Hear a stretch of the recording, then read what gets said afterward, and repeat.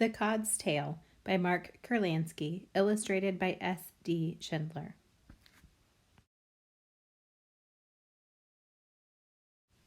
Introduction: The Biggest School. Fish almost never swim alone. That is why a fisherman who has caught one fish will quickly throw his hook or net back in the water and try to catch more. Fish swim, hunt, eat, spend their lives in groups. A group of fish is called a school. This is not because it is a place of learning. It is an old word from Holland that means a crowd. Fish live in crowds. The largest school of fish ever known lived in the Atlantic Ocean off Canada and the northeastern part of the United States. So many fish lived in this school that they would bump into one another when swimming. These fish were the Atlantic cod, and they were to become not only the most commonly eaten fish in the Western world, but also one of the most valuable items of trade. Valued like gold or oil, cod played a central role in the history of North America and Europe. It was cod that enabled the Vikings to come to North America. The search for cod brought Europeans across the ocean and encouraged the Pilgrims to settle in Massachusetts. It fed African slaves and financed the slave trade, was the first frozen food, and finally changed the modern laws of the sea. Today, cod are no longer plentiful, and its threatened disappearance is a tragedy that could change the lives of many creatures, including man. This is the cod's story. The codfish. The Atlantic cod is a large and ugly fish. It is often more than 3 feet long and has gray or brown skin, yellow or gold spots on its back, and an odd whisker-like feeler hanging from its chin. The cod spends its life swimming with its big mouth wide open, trying to swallow whatever will fit.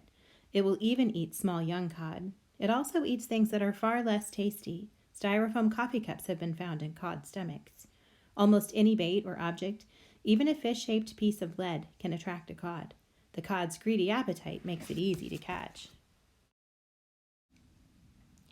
Life cycle. A single codfish will lay millions of eggs. The larger the fish, the more eggs she produces. Fish grow larger every year of their lives. A cod that is 40 inches long can produce 3 million eggs at once, but a cod that is 50 inches long can produce 9 million eggs. The longer a cod lives, the more young cod she can produce. If a cod can avoid fishermen and other predators, it can live 30 years. By then, it is as large as a man and produces many millions of eggs. For centuries, it was thought that with so many eggs, cod would always be plentiful. But now we have learned that this isn't true. Most of the eggs do not survive. In the ocean world, in which big fish eat smaller fish and smaller fish eat still smaller ones, it is very dangerous for the smallest creatures. Cod eggs are the size of a very small bead and float unprotected near the ocean's surface. 2 weeks after the eggs arrive, almost all of them have been eaten or destroyed by storms. The few surviving eggs hatch into tiny cod. They are extremely hungry and must eat constantly so that they can grow. At first they eat phytoplankton, creatures so small that they appear not as individual animals but as a cloud in the water. After a few days of eating, the cod are large enough to eat the slightly bigger zooplankton.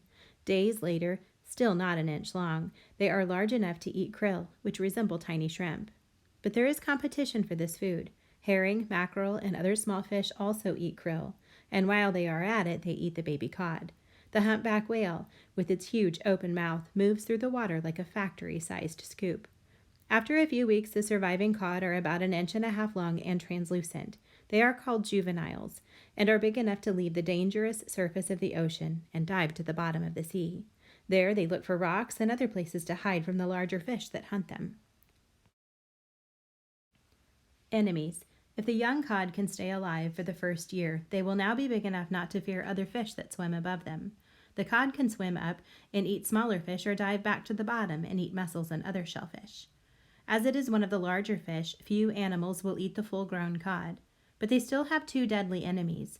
One is the seal. Seals love to eat cod, but they do not like bones, so they bite the cod in the belly and throw the rest away. The other, more deadly enemy of the cod is man. People will eat almost every part of the cod. Some think the head is the most flavorful part, especially the cheeks and the part under the chin that is sometimes called the tongue. People also eat the eggs, stomach, and liver. Oil from the liver is given to children because it is rich in vitamins. Most agree that the oil has a horrible taste. In Scotland, cod liver is stuffed in cod stomachs and called crappenmungi, a name that sounds as unappealing as the dish itself. In Iceland, they grill cod skin and serve it with butter. And long ago, when the people in Iceland were very poor, they sometimes soaked cod bones until they were soft and ate them too. The continental shelf. It is easy to imagine that the ocean is full of fish, but we only think that because fish live near us, close to the land. Most fish live on continental shelves, the part of the land that extends from the shore under the ocean, in some places for only 20 miles and in others for hundreds of miles. In that shallower water, sunlight helps tiny sea organisms grow and become food for fish like cod. Crossing the Atlantic Ocean from America to Europe, a boat sails past many fish when it first leaves America. Then, once it goes beyond the North American continental shelf, it may go for days without being near a fish. As it gets close to Europe, approaching the European shelf, fish appear again. But in the northern part of the globe where cod live, the continents are close to each other. Britain is close to Iceland, which is close to Greenland, which is close to Labrador and Newfoundland. The shelves of these land masses are even closer, and the water is cold. Since cod live on shelves and like cold water, this is the one place where the ocean can be crossed without ever being far from cod. Vikings. Between the years 800 and 1100, the Vikings left their homes in Norway, Sweden, and Denmark to travel farther than the Europeans had ever gone before, throughout Europe and all the way across the cold North Atlantic. They were able to travel such long distances because they had solved two of the greatest problems of ocean travel. First, the hull, or bottom, of a Viking ship could endure months of pounding ocean waves because the Vikings overlapped the planks instead of just placing them next to each other. And secondly, they had food perfect for travel, dried cod. The Vikings learned to hang the cod in the cold, dry Arctic air until it was as hard as wood. This tough, dry food had no fat, was full of protein, and would not spoil. The Vikings were traders, constantly in search of goods. Their limited northern products made from fur, reindeer antlers, and walrus tusk were not enough for a prosperous trade. So they also sold into slavery people they captured by attacking villages in Britain and France. This made the Vikings a feared warlike tribe. No Viking was more feared than Eric the Red. His father had been expelled from his native Norway for killing people, and then Eric was expelled from Iceland for the same thing. He left Iceland in about 982 with his son Leif Erikson and a band of followers. On a small, open-decked ship, they sailed west over the dark sea. The waves sometimes rolled 3 times the height of the Vikings' mast and threatened to crush them. But with their sail and oars, they skillfully rowed on just the right side of each wave until they arrived in a land of glaciers, rocks, and icebergs that glowed robin's egg blue. Eric found a new land, which he named Greenland, to attract settlers. But there was no green, only white and blue ice and black and gray rock. The Vikings built a small colony, but after a few years, hoping to find a better place, they caught more cod and hung it from poles to dry until they had enough food to sail farther west. Then, just as they were about to leave, Eric hurt his foot in a horse-riding accident. He had to stay in Greenland, so his son Leif Erikson led the next journey. Leif sailed on to a place he called Stoneland, which was probably the rocky Labrador coast of Canada, and then to Woodland and Vineland. The identity of these places is not certain. They may have been Newfoundland, Nova Scotia, or Maine. The Vikings found little food in these places, and angry tribesmen often attacked them. But they could keep traveling because they had their hard, dried fish to break off and eat like stale bread during long winter months. Many historians did not believe that the Vikings had been to North America until 1960, when the remains of 8 Viking-built turf houses dating from the year 1000 were found in Newfoundland, proving that they had been to America long before Christopher Columbus. The Big Secret. The Basques were probably the next Europeans to visit America. In the 14th and 15th centuries, most European fishing communities had heard rumors that the Basques were fishing in a land across the sea. The Basques live in a small area of velvety green mountains with rocky crest that is partly in southwestern France and partly in Spain. But they are neither Spanish nor French. They have their own customs, traditions, and language. The Basques were the first people to hunt whales for profit. At first they caught them near their beaches, but in the 9th century, the Vikings came to the land of the Basques. The Basques were able to discover how to build ships that could travel long distances the way the Vikings had. With these new, strong ships, The Basques chased whales into northern waters, covering the sound of their oars with cloth so they could row up to the sleeping black giants and plunge their long harpoons into the whales' sides. The Basques traveled far north for whales, and by about 1400 they found the crowded school of cod on the coast of North America, where the Vikings had fished. By 1400, many of the Vikings had become Christian and had settled in various parts of northern Europe. The colonists on Greenland had died off, and the Basques had the waters of North America to themselves. They began to sell cod in Europe, the first to earn money from North American fish. Because the Basques were growing very rich selling cod, they did not want to tell anyone where they had found this huge school of fish. They did not claim the land. They built no settlements, though they did have camps in the summer where whale fat was cooked into oil and where the codfish were spread open, salted, and dried. Then, in the fall, they loaded their ships with barrels of whale oil and dried fish that they took back to Europe to sell. Refrigeration and freezing had not yet been invented, and fresh fish spoiled quickly, so only the people who lived on the coast could eat fish. But the salted cod of the Basque could be stacked in carts and carried inland without spoiling. For the first time, many Europeans could eat fish. Explorers. While the Basques were fishing secretly, other Europeans were exploring the world, often using sturdy Basque ships, hiring Basque navigators, and eating Basque salted cod. Christopher Columbus did all three in 1492 when he sailed west looking for a route to Asia and landed instead in the Caribbean islands. Columbus was an Italian whose voyage was financed by the Spanish king and queen. John Cabot, an Italian too, was also looking for a route to Asia. In 1497, Cabot landed in Newfoundland, which he claimed for Britain. Here he had stumbled across the Basque secret. His crew reported that the water was so thick with codfish that they only had to dip baskets in the water to scoop them out. Soon, everyone was coming to North America for the codfish. The Portuguese, the British, and the French all fished in the large cod schools off Canada. They reported seeing Basque. Some even said they heard local tribesmen speaking the strange Basque language. In the 17th century, the rich cod fishing land was divided between the two most powerful nations, Britain and France. The Basques protested, saying that, as the discoverers, they too were entitled to a part of North America. All they wanted was the right to fish there. But they had never planted a flag, never made a claim, never told anyone, and now they had lost their fishing grounds. Cod becomes American. In the early 1600s, a small religious group that had fled from England to Holland was looking for a permanent home, a place where they could practice their religion and prosper. They considered an area on the northeast coast of South America said to be El Dorado, the legendary lost city of gold. They also considered North America, and one day these pilgrims gathered around a map of the coast of the little-known North American continent. The map had been drawn by John Smith, a famous British adventurer, and it showed a small hook of land with a funny name, Cape Cod. In 1602, Bartholomew Gosnold, a British explorer, had named the peninsula Cape Cod when sailing the New England coast. He reported that his ship had been constantly pestered by cod. In 1614, John Smith, who had helped establish a permanent British colony at Jamestown with Gosnold, charted the coastline of New England. He used Gosnold's name for the peninsula of Cape Cod. The voyage was famous for Smith having earned a fortune by catching 47,000 cod off the coast of America and selling them in southern Spain. In 1620, the Pilgrims set sail on the Mayflower and landed near Cape Cod.